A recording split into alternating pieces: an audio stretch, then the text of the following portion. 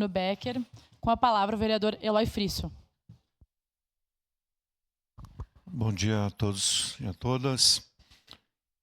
Por primeiro, saudar a nossa presidenta. Pela primeira vez, assume, então, a presidência dessa casa. E quero lhe cumprimentar, vereadora Estela, porque esse é um assunto que tem que ter muita coragem para assumir. Porque é um tema muito complicado. E é um tema que a gente tem que ter muito cuidado, inclusive, em lidar com ele. Porque, vereador Edson, eu duvido que cada um de vocês não tenha já vivenciado uma situação limite.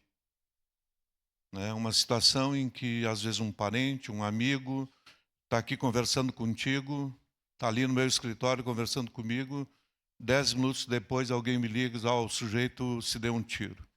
Né?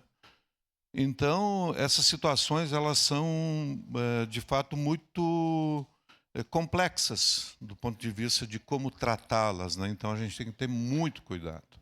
Muito cuidado. Acho que essa criação dessa frente, ela dialoga do ponto de vista de dizer que o problema existe, que ele tem que ser tratado e tem que ser enfrentado.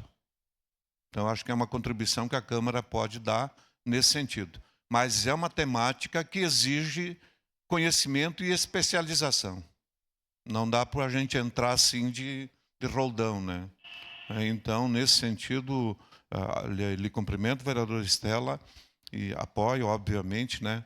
Mas com essas questões que eu levanto, né, de quem no dia a dia já vivenciou situações limite, né, onde, de fato, as pessoas, e especialmente nesse mundo que estamos vivendo, de redes sociais, de mentira, de fake news, né, de individualização das pessoas, né, de não ter mais coletivo, de não ter pessoas que dialogam entre si, né, que as pessoas se fecham. Então, é de fato, é um momento muito difícil. Eu voto favorável. Parabéns, vereadora.